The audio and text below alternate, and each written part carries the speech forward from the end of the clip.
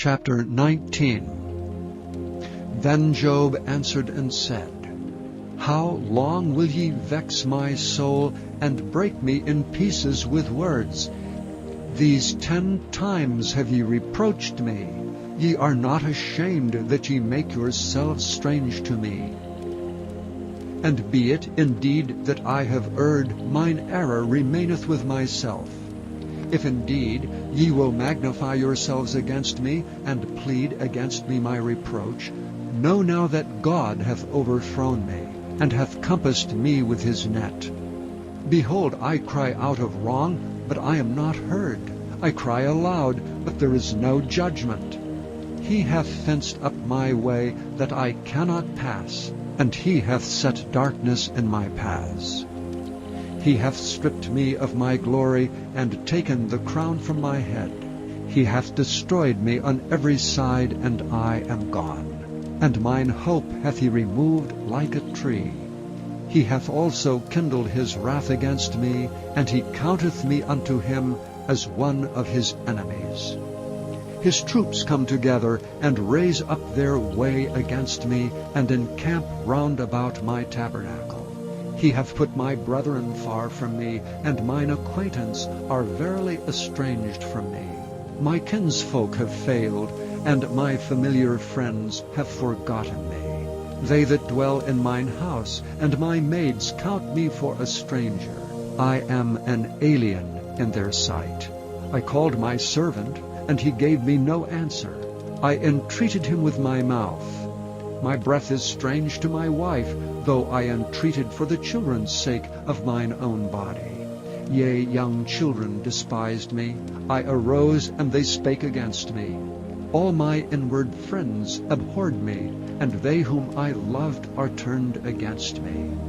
My bone cleaveth to my skin, and to my flesh, and I am escaped with the skin of my teeth. Have pity upon me, O ye my friends, for the hand of God hath touched me. Why do ye persecute me as God, and are not satisfied with my flesh? Oh, that my words were now written! Oh, that they were written in a book, that they were graven with an iron pen, and lead in the rock forever. For I know that my Redeemer liveth, and that he shall stand at the latter day upon the earth. And though after my skin worms destroy this body, yet in my flesh shall I see God, whom I shall see for myself, and mine eyes shall behold and not another, though my reins be consumed within me. But ye should say, Why persecute we him, seeing the root of the matter is found in me? Be ye afraid of the sword, for wrath bringeth the punishments of the sword, that ye may know there is a judgment. Chapter 20. Then answered Zophar the Naamathite and said, Therefore do my thoughts cause me to answer, and for this I make haste. I have heard the check of my reproach, and the spirit of my understanding causeth me to answer. Knowest thou not this of old, since man was placed upon the earth, that the triumphing of the wicked is short, and the joy of the hypocrite but for a moment? Though his excellency mount up to the heavens, and his head reach unto the clouds, yet he shall perish forever like his own dung. They which have seen him shall say, Where is he? He shall fly away as a dream, and shall not be found. Yea, he shall be chased away as a vision of the night. The eye also which saw him shall see him no more, neither shall his place any more behold him. His children shall seek to please the poor, and his hands shall restore their goods. His bones are full of the sin of his youth, which shall lie down with him in the dust. Though wickedness be sweet in his mouth, though he hide it under his tongue, though he spare it and forsake it not, but keep it still within his mouth, yet his meat in his bowels is turned, it is the gall of asps within him. He hath swallowed down riches, and he shall vomit them up again. God shall cast them out of his belly. He shall suck the poison of asps, the viper's tongue shall slay him. He shall not see the rivers, the floods, the brooks of honey and butter.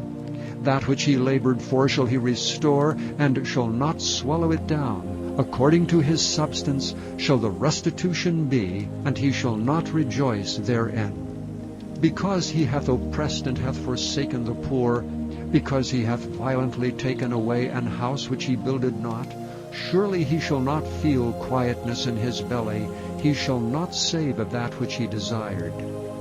There shall none of his meat be left, therefore shall no man look for his goods. In the fullness of his sufficiency he shall be in straits, every hand of the wicked shall come upon him. When he is about to fill his belly, God shall cast the fury of his wrath upon him, and shall rain it upon him while he is eating. He shall flee from the iron weapon, and the bow of steel shall strike him through. It is drawn, and cometh out of the body, yea, the glittering sword cometh out of his gall, terrors are upon him. All darkness shall be hid in his secret places. A fire not blown shall consume him. It shall go ill with him that is left in his tabernacle. The heaven shall reveal his iniquity, and the earth shall rise up against him. The increase of his house shall depart, and his goods shall flow away in the day of his wrath. This is the portion of a wicked man from God, and the heritage appointed unto him by God. Chapter 21. But Job answered and said, Hear diligently my speech, and let this be your consolations. Suffer me that I may speak, and after that I have spoken, mock on. As for me, is my complaint to man? And if it were so, why should not my spirit be troubled? Mark me and be astonished, and lay your hand upon your mouth. Even when I remember, I am afraid, and trembling taketh hold of my flesh. Wherefore do the wicked live, become old, yea, are mighty in power? Their seed is established in their sight with them, and their offspring before their eyes. Their houses are safe from fear, neither is the rod of God upon them. Their bull gendereth, and faileth not. Their cow calveth, and casteth not her calf. They send forth their little ones like a flock, and their children dance. They take the timbrel and harp, and rejoice at the sound of the organ. They spend their days in wealth, and in a moment go down to the grave. Therefore they say unto God, Depart from us, for we desire not the knowledge of thy ways. What is the Almighty, that we should serve him? And what profit should we have, if we pray unto him? Lo, their good is not in their hand. The counsel of the wicked is far from me. How oft is the candle of the wicked put out, and how oft cometh their destruction upon them. God distributeth sorrows in his anger. They are as stubble before the wind, and as chaff that the storm carrieth away. God layeth up his iniquity for his children. He rewardeth him, and he shall know it. His eyes shall see his destruction, and he shall drink of the wrath of the Almighty. For what pleasure hath he in his house after him, when the number of his months is cut off in the midst? Shall any teach God knowledge, seeing he judgeth those that are on high? One dieth in his full strength, being wholly at ease and quiet. His breasts are full of milk, and his bones are moistened with marrow. And another dieth in the bitterness of his soul, and never eateth with pleasure. They shall lie down alike in the dust, and the worms shall cover them. Behold, I know your thoughts, and the devices which ye wrongfully imagine against me. For ye say, Where is the house of the prince, and where are the dwelling places of the wicked? Have ye not asked them that go by the way, and do ye not know their tokens? That the wicked is reserved to the day of destruction, they shall be brought forth to the day of wrath. Who shall declare his way to his face? And who shall repay him what he hath done? Yet shall he be brought to the grave, and shall remain in the tomb. The clods of the valley shall be sweet unto him, and every man shall draw after him, as there are innumerable before him. How then comfort ye me in vain, seeing in your answers there remaineth falsehoods? Chapter 22. Then Eliphaz the Temanite answered and said, Can a man be profitable unto God, as he that is wise may be profitable unto himself? Is it any pleasure to the Almighty that thou art righteous? Or is it gain to him that thou makest thy ways perfect? Will he reprove thee for fear of thee? Will he enter with thee into judgment? Is not thy wickedness great, and thine iniquities infinite? For thou hast taken a pledge from thy brother for naught, and stripped the naked of their clothing. Thou hast not given water to the weary to drink, and thou hast withholden bread from the hungry. But as for the mighty man, he hath the earth, and the honorable man dwelt in it. Thou hast sent widows away empty, and the arms of the fatherless have been broken. Therefore snares are round about thee, and sudden fear troubleth thee, or darkness that thou canst not see, and abundance of waters cover thee. Is not God in the height of heaven? And behold the height of the stars, how high they are. And thou sayest, How doth God know? Can he judge through the dark cloud?